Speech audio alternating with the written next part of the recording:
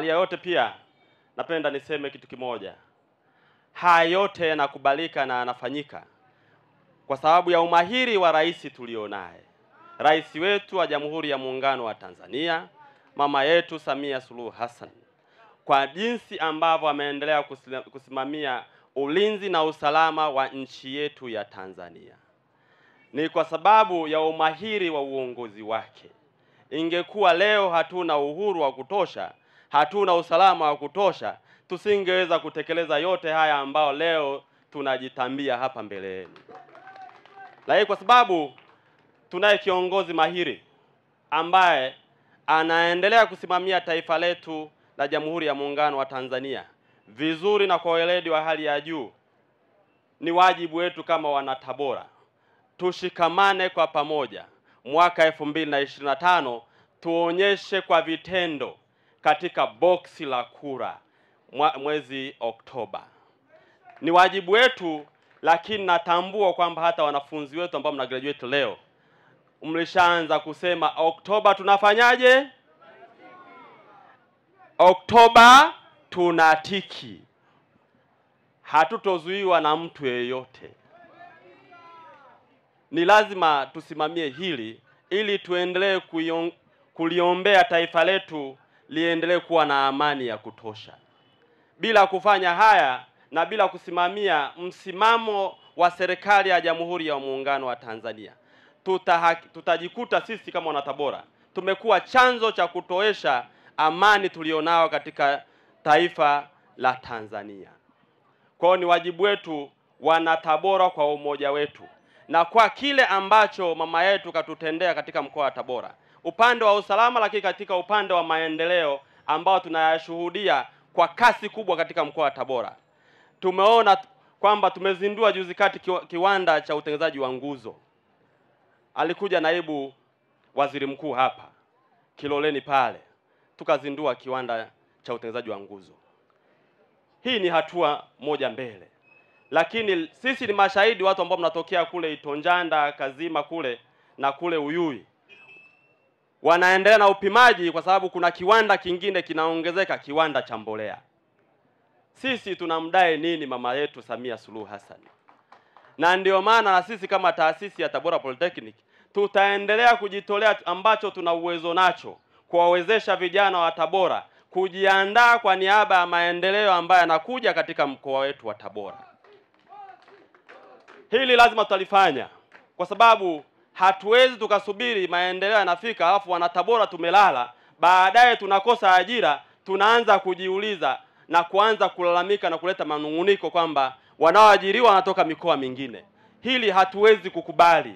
Ni lazima tujiandae wakati tunasubiria maendeleo ambayo yanakuja kwa kasi katika mkoa wetu wa Tabora.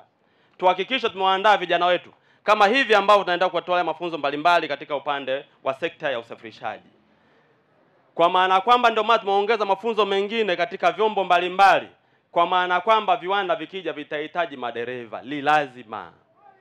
Sasa wanapotaka kuajiri madereva, sisi kama viongozi lakini vile vile kwa kushirikiana na serikali ya Jamhuri ya Muungano wa Tanzania, ni lazima tutaenda kushauriana kwamba angalau basi katika upande wa ajira vijana wetu kwanza, alafu mikoa mingine baadaye. Sasa tutasemaje mikoa mingine baadaye kama endapo vijana wetu hawawezi chochote? Lakini kuna watu walikuwa wananiambia wanaTabora sisi ambao ni Wanyamwezi kwamba ni wavivu, lakini nimejiuliza swali moja. Hili jambo sio kweli, kwa sababu leo tunaona magodown mbalimbali ya tumbaku kule maeneo mbalimbali katika maeneo mbalimbali ya Tabora.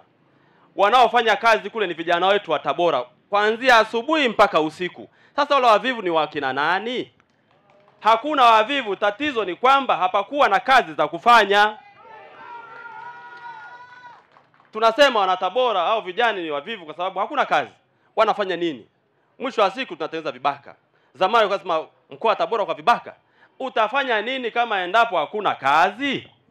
Kwa unajikuta unatafuta kazi ambayo nyingine sio rasmi. Lakini kwa jinsi ambayo maendeleo yanakuja kwa kasi katika mkoa wa Tabora, sasa tunakwenda kabisa kuondoa ile slogan ya zamani kwamba mkoa wa Tabora kuna vibaka. Sasa hivi patakuwa na watenda kazi na sio vibaka. Mheshimiwa mgeni rasmi, Najua muda sio rafiki sana. Baada ya kusema haya basi, nipende kutumia nafasi hii pia kufanya tangazo. Wanatabora ambao ni wabodaboda ambao wako hapa mbele yetu, hawa ni wadau wetu katika shughuli zetu mbalimbali, vikiwemo vyuo vyetu pamoja na shule zetu za sekondari na primary. Hawa ni wadau. Kwanza wana wanafunzi wao, lakini wao ndio wanapeleka wanafunzi katika shule zetu na vyuo vyetu. Tuwaombe kutumia nafasi hii, wakae wanajua kwamba elimu inayotolewa katika vyuo vyetu ni elimu bora. Miongoni mwa watu ambao hawako tayari kukaa na kuchakachua elimu ya Watanzania ni Shabani Zuberi Mrutu. Mheshimiwa Dito, umekuwa ni wewe unaweza ukawa shahidi yetu. Ule mtindo wa kugawa vyeti, kutembea na muhuri ndani ya begi, ukikutana na mtu akikupa shilingi 50,000, 20,000 unagonga muhuri, cheti kinatoka, kwetu haijawahi kutokea na haitotokea. Kwa mafunzo ambayo tunatoa katika vyuo vyetu ni mafunzo bora. Na ukitaka kujua hilo ni kweli, kaangalie shule zetu ambazo zinatoa elimu katika mkoa wa Tabora, ikiwemo Greenland, Wellington, Ali Hassan Mwinyi na nyinginezo. Mwaka huu mwezi wa 5 umefanya mtihani wa moku mkoa. Shule ya kwanza ni Greenland, shule ya pili kimkoa ni Wellington. Jiulize tunachakachua wapi? Kwa hiyo natumia nafasi hii kuwaomba ndugu zangu bodaboda pamoja na waafisa usafirishaji. Mtu akikuuliza shule bora iko wapi, mwambie shule bora ya kwanza ni Greenland iliyoko Mwinyi, na shule ya pili iko wapi, mwambie ni Wellington ambayo iko Kidatu. Kwa hiyo tutaidieni na sisi kupeleka wanafunzi huko. Tunachokipata, mafunzo yetu yako wazi, vyuo vyetu viko wazi, shule za primary ziko wazi. Ukiona mtu anataka kuchagua chuo, mwambie chagua Tabora Polytechnic. Akihitaji udriver, mwambie kuna utalii driving school. Akihitaji primary, mwambie ipo Greenland, ipo Wellington. Akihitaji secondary, mwambie kuna Ali Hassan Mwinyi secondary. Kwa hiyo naomba nitumie nafasi hii kama platform pia ya kufanya tangazo, kwa sababu tunachokipata kule tunagawana na wanatabora wenzangu. Unapompeleka mwanafunzi pale, unachokilipia na mwisho wa siku kitakusaidia wewe au ndugu yako au rafiki yako. Baada ya kusema haya, Mheshimiwa mgeni rasmi, naomba nitumie nafasi hii kwa unyenyekevu mkubwa. Wewe ni ndugu yangu kabisa na rafiki yangu wa karibu. Nikuombe usimame basi angalau uongee na hadhara hii, ili baada ya hapo wagawanyie vyeti vyao, angalau tuweze kufunga mafunzo ya rasmi. Nakushukuru sana, karibu sana.